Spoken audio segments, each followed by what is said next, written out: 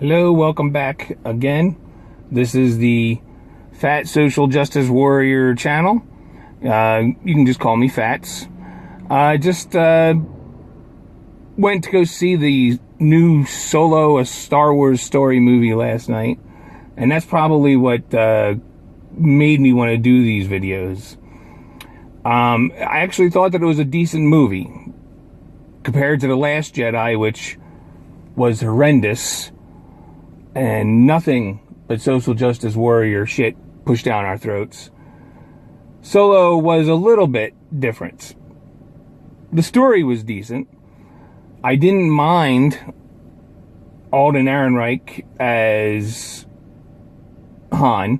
I thought I was going to have a problem with that, because I am a huge Harrison Ford fan from the original movies. But I didn't so much mind his portrayal of Han. Thought it was okay. I could deal with it. My problem with that movie is just simply for the fact that every new character in Star Wars that is going to be a strong hero character has to be a woman. And like I said before, I am not women's rights. I love women. I like women in my movies. I like women in life, period. I would have no problem with a woman president. Not Hillary Clinton, but a real woman. But anyway, I have no problem with that. I have no problem with genders and just people of diversity as the heroes of movies. That's fine if that's what it calls for, and it's not saying calls for, because that's what I think that's what the problem is. The social justice warriors think that every character calls for a woman, a strong woman, to be the leader, to be the responsible one, to be the one that can defeat all enemies with just the lifting of her pinky. But anyway, I am getting off a little bit more on the subject of less of what I wanted to talk about. So that in itself is not the worst part of the movie. The worst part of the movie is that they make Han Solo into a bumbling idiot, while all the women characters are superior, awesome, tremendous, brilliant, powerful, and for all things justice, social justice warriors. That's where my problem is with this. Like I said, I liked the movie in general. I thought it had a good storyline. It just needed to be rewritten with the main character in mind. The movie is Solo, a Star Wars story. It's about Han Solo. It wasn't about Kira Solo. It wasn't about Enfys Nest Solo. Oh, and by the way, Kira, and I knew this before the movies. Before I even went to go to the movies, I just knew that Kira was going to wind up being the big enemy. It's not, spoiler alert, obviously. It's not till the end of the movie. She's the heroine until then. But at the end, she does become the new overlord in the movies. Or if there's going to be sequels. Which, I think if they would have had the storyline and treated Han fairly, and not made him become a bumbling idiot, but actually have him be the character from the Star Wars movies that we all know and love, that there probably would be sequels. Because I thought it was a decent story. And maybe I will say this. Now, of course, I won't know until we see any edited versions of what the original directors, Lord and Miller, were going to do. But I think majority of the reason why that movie was this movie now was even close to being good was because Ron Howard took it over. Ron Howard is a very good director, and I think that he was able to right the ship as best he could. So it's not his fault, I don't think. I could be wrong, but I don't think. Anyway. So, oh, and of course, let's not forget L337, the greatest robot that's ever been invented in Star Wars. Oh, and also, she is a female robot, in case you guys didn't know. She's a female SJW robot. Yes. She knows all. She's self-righteous. And she performs miracles with her social justice warrior behavior. Of course, the best part of that entire movie was when she got blasted into, 10 pieces. That was thrilling. That was the best part of the movie. That I was thankful for. When the movie started, for the first, half hour, that robot's not in the movie. And then for about a half an hour, it is in the movie, and then it gets blasted to pieces, and that was great. Now, if that was their intention, to create a character that was so annoying that everybody would hate it enough that when it got killed, we cheered, well, then they succeeded. I couldn't imagine going to see Return of the Jedi and C-3PO being destroyed, being shot and destroyed and never to come back. Everybody, we'd be appalled.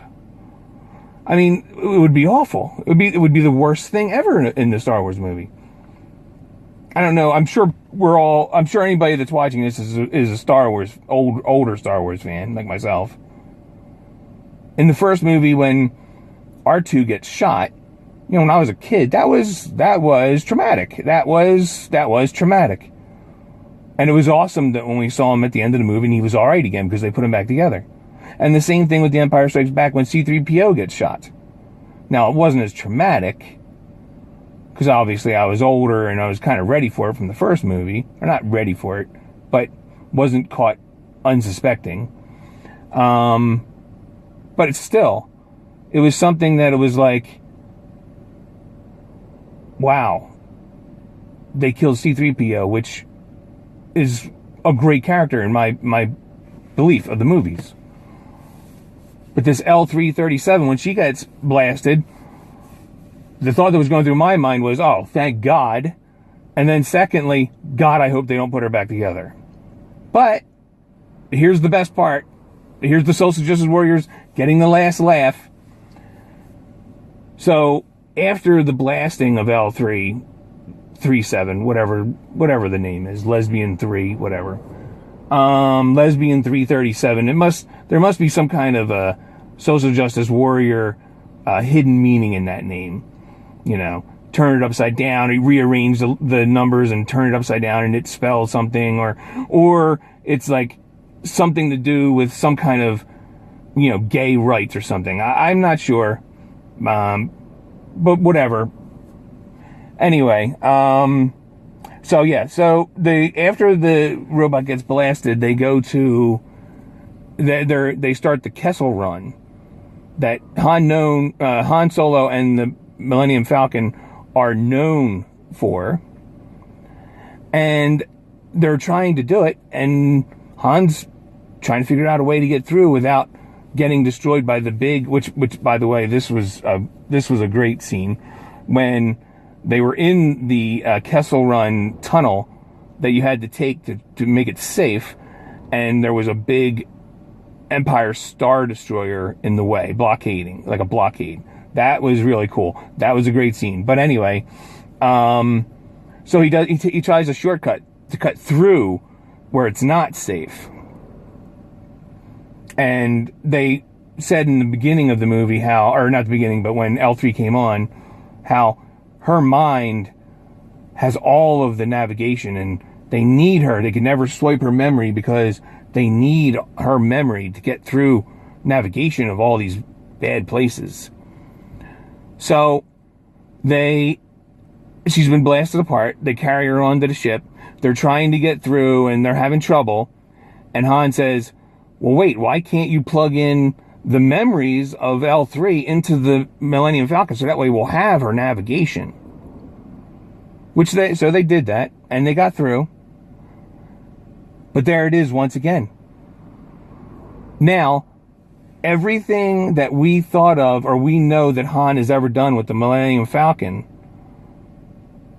it's no longer Han Solo. It's now Han Solo did this with this SJW robot's mind in the ship. So basically the ship did it. And Han Solo was just the passenger. So therefore, once again, Han Solo has no meaning. Has no meaning. Now it's SJWs. SJWs have done everything in Star Wars from the very beginning. Back in 77, we didn't know this. You know, us silly little kids, we thought the heroes were the ones that were on the screen. How dare we? No. It was the Social Justice Warriors. Way back then. I didn't realize they existed then. I doubt you did. I doubt anybody did. I doubt that they knew they existed then. But anyway. So, that was irritating. The fact that he was completely not responsible for anything with the Kessel Run. So then, the other thing that I realized from that movie, and I realize now why Kathleen Kennedy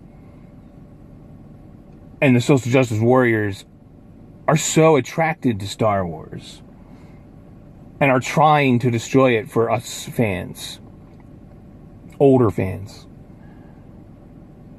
The SJW movement considers themselves, and they identify with the rebels in the Star Wars movies.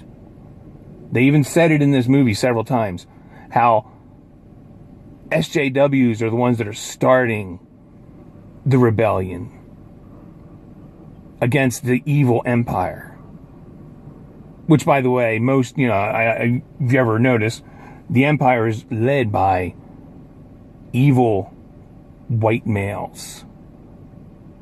I know people will say Darth Vader, with the voice, the name is gone right now. I forget right now, but yeah, fantastic voice. I mean, they're the best voice ever for a character.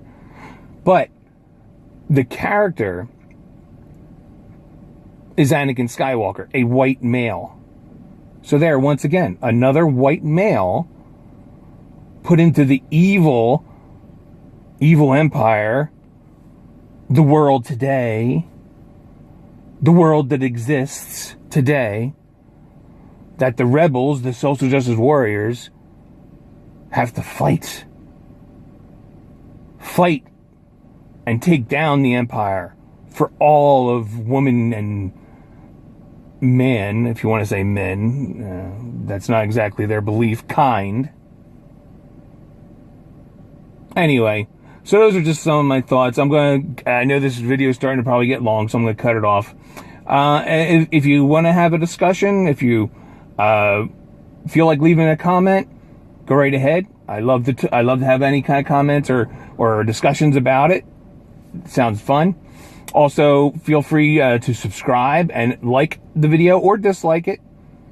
If you don't like it, dislike it. Let me know. Thumbs down. Put the thumbs down. I want to hear that too. So, subscribe, hit the bell for notifications, like or dislike the video, and until next time, all my anti-Sawyers and anti-Soyettes, I'll talk to you later.